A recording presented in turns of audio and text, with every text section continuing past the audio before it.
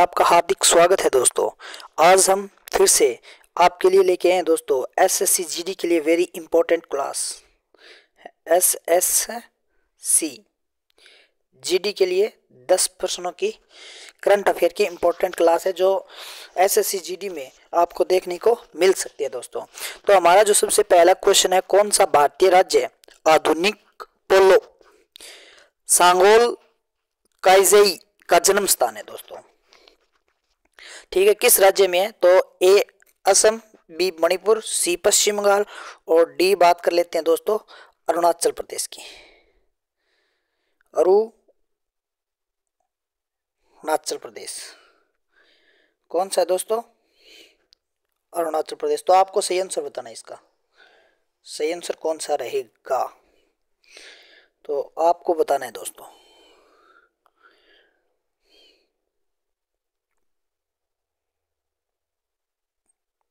तो इसका सही आंसर कौन सा होगा दोस्तों? तो इसका जो सही आंसर होगा दोस्तों वो कौन सा होगा? मणिपुर। कौन सा होगा? मणिपुर। क्योंकि हाल ही के अंदर केंद्रीय जो मंत्री है या गृह मंत्री है, ठीक है, वो कौन से है? अमित शाह, केंद्रीय गृह मंत्री अमित शाह। अमित शाह के द्वारा क्या है दोस्तों, मणिपुर में की जो राजधानी है जिसका नाम क्या है? इम्फाल। इम्फाल के अंदर क्या किया गया है कि यहाँ पर एक जीव है जिसका नाम है टट्टू।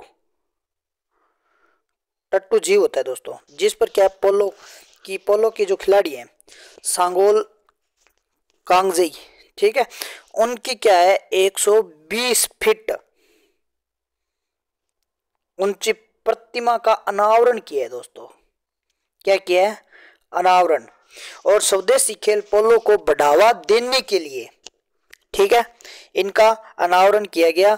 तो ये स्वदेशी खेल है और इसका माना जाता है ये जो पोलो है दोस्तों आधुनिक पोलो है, ठीक है, और इसका जो जन्म स्थान ही माना जाता है वो कहाँ से माना जाता है? मणिपुर से माना जाता है दोस्तों। ये आपको याद रखना है कि मणिपुर में किस खेल का जन्म स्थान माना जाता है, तो पोलो को माना जाता है। और पोलो के सांगोल काइजेई कांगजेई, ठीक है, जिनकी प्रतिमा का क्या किया गया है दोस्तों? अनावरण किया गया है अमित शाह के द्वारा, ठीक है।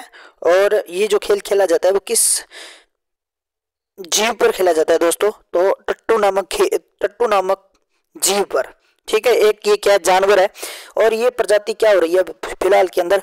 समाप्त हो रही है, असुरक्षित है। इसीलिए इनको सुरक्षित करने के लिए इसको क्या किया गया था दोस्तों? बढ़ावा दिया गया है, ठीक है। नेक्स्ट क्वेश्चन, कौन सा भारतीय राज्य विकलांग व्यक्तियों के लिए पहले समावेशी उत्सव पर्पल फेस्ट का मेजबान है दोस्तों? तो ये आपको बताना है इनका मेजबान कौन सा राज्य है। तो याद रखना गोवा। कौन सा राज्य है दोस्तों? गोवा।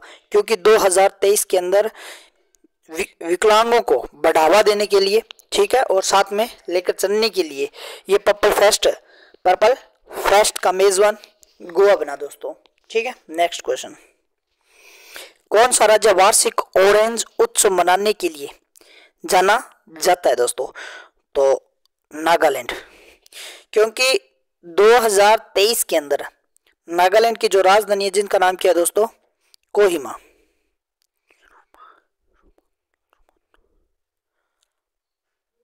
ठीक है। और कोहिमा में एक गांव है रुमालू नाम का, रुनामा नाम का दोस्तों, ठीक है, वहां पर ये फेस्टिवल बनाया गया। और इसका जो संस्करण है वो कौन सा संस्करण था दोस्तों? तीसरा संस्करण। और माना जाता है यहाँ पर संतरे को बढ़ावा देने के लिए, साधारण जो संतरा होता है ना दोस्तों, संतरा को बढ़ावा देने के लिए इस महोत्सव का क्या किया गया दोस्तों? आयोजन किया जाता है। और 2023 में कौन सा संस्करण था इसका? तो तीसरा संस्करण था, ठीक है दोस्तों। नेक्स्ट, उद्यान उत्सव 2023 हर साल किस राज्य केंद्र शासित प्रदेश में आयोजित किया जाता है दोस्तों? तो ये आपको बताना है जोधपुर, दिल्ली, नई दिल्ली, कोलकाता या फिर डी हम मान लेते हैं गोवा। तो इसका जो सही आंसर है वो दोस्तों कौन सा है? तो आपको याद रखना है इसका सही आंसर है दिल्ली। कौन सा है दोस्तों? दिल्ली। क्योंकि इस उद्यान उत्सव का जो आयोजित होता है वो नई दिल्ली के अंदर होता है, और 2023 में इसका उद्घाटन किसके द्वारा किया गया? तो याद रखना, भारत के राष्ट्रपति द्रौपदी मुर्मू के द्वारा। द्रौपदी मुर्मू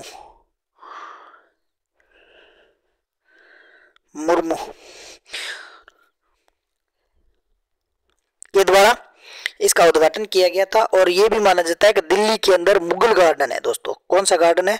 मुगल गार्डन। और मुगल गार्डन का नाम बदल दिया गया दोस्तों, अमृत गार्डन कर दिया गया है, अमृत उद्यान, अमृत उद्यान नाम कर दिया गया द्रौपदी मुर्मू जी के द्वारा। ठीक है दोस्तों, नेक्स्ट क्वेश्चन, कौन सा केंद्र शासित प्रदेश या राज्य सूरजकुंड अंतरराष्ट्रीय शिल्प मेले का मेजबान है दोस्तों? तो जम्मू कश्मीर, हरियाणा, बिहार या फिर अरुणाचल प्रदेश? तो आपको सही आंसर बताना है दोस्तों इसका हरियाणा। कौन सा है? हरियाणा। कौन सा है दोस्तों? हरियाणा है। तो ये आपको याद रखना है, कौन सा राज्य क्षेत्र? हरियाणा। ठीक है, यहाँ पर सूरजकुंड अंतरराष्ट्रीय शिल्प मेले का आयोजन किया जाता है। मेजबान देश मेजबान राज्य हरियाणा रहा है। और इसका जो उद्घाटन किया गया था वो उपराष्ट्रपति जगदीप धनखड़ के द्वारा किया गया। जगदीप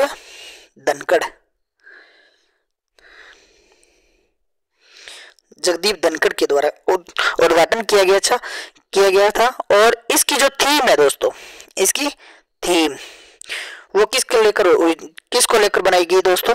तो पूर्वोत्तर राज्यों को लेकर। पूर्वोत्तर कितने राज्य दोस्तों? 7 राज्यों को लेकर बनाएगी। ठीक है, जिसमें कौन कौन से हैं? एक तो सिक्किम रहेगा, एक अरुणाचल प्रदेश, एक असम, एक मेघालय, एक नागालैंड, एक मणिपुर, एक मिजोरम और एक अरुणाचल प्रदेश आ गया दोस्तों, और एक त्रिपुरा। तो इन राज्यों को लेकर किया गया दोस्तों 8 राज्य। 7 सिस्टम में 7 राज्य आते हैं, 7 राज्य दोस्तों। ठीक है, तो नेक्स्ट क्वेश्चन, भारतीय पुरातात्विक सर्वेक्षण विभाग को हाल ही में किस राज्य के नालंदा में 1200 साल पुरानी मूर्तियां मिली है दोस्तों? तो बिहार के अंदर, गुजरात के अंदर, पंजाब के अंदर या हमारे राजस्थान में? तो इसका जो सही आंसर है दोस्तों, तो हमारे बिहार में मिली है दोस्तों। तो किस राज्य में मिली है? बिहार के अंदर मिली है दोस्तों।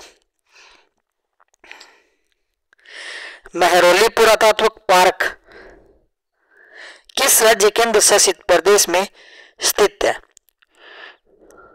एक विरासत क्षेत्र है दोस्तों?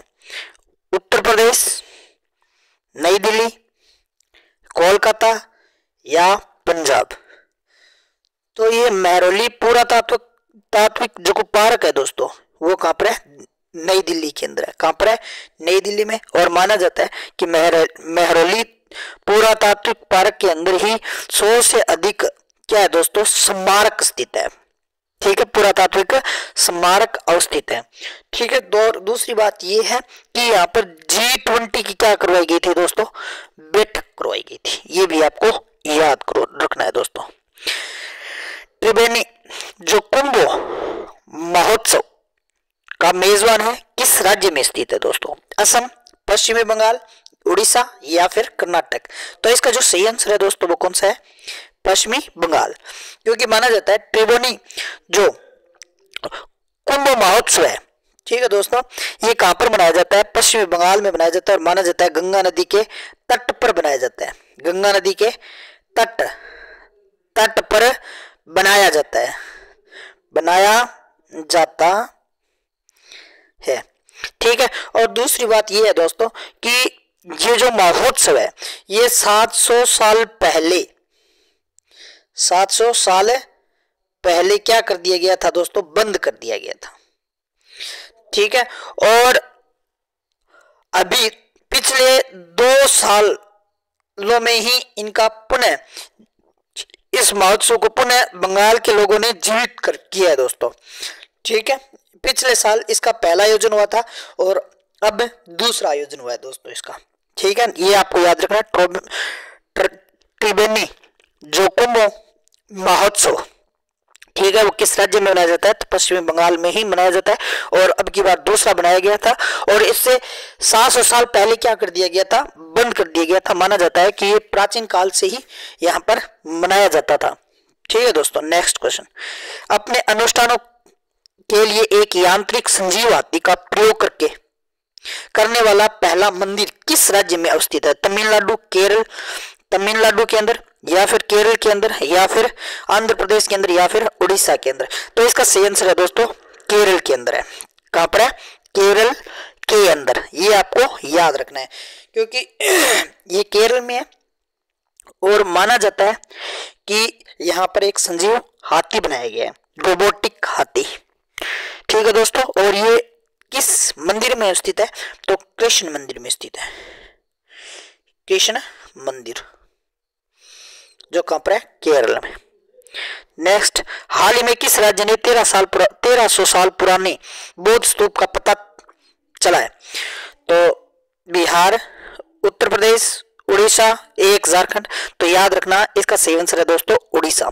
ठीक है, उड़ीसा के अंदर माना जाता है कि पुरातात्विक नहीं खनन विभाग के द्वारा यहाँ पर किसी प्रकार का पत्थर की खोज हो रही थी, उसी दौरान यहाँ पर 1300 साल पुराने बौद्ध स्तूप मिला है, जो एकदम माना जाता है कि ध्वस्त हो चुका है। ठीक है, तो ये कहां से मिला है दोस्तों? उड़ीसा से मिला है। तो आज के लिए बस इतना ही। अगर ये क्लास आपको अच्छी लगी तो ज्यादा से ज्यादा शेयर, लाइक, सब्सक्राइब जरूर करें दोस्तों, और इस क्लास को आगे से आगे बढ़ाने का प्रयत्न करें। ठीक है दोस्तों, और डेली आपको इसी टाइम करंट अफेयर की क्लास मिलती रहेगी। थैंक यू दोस्तों।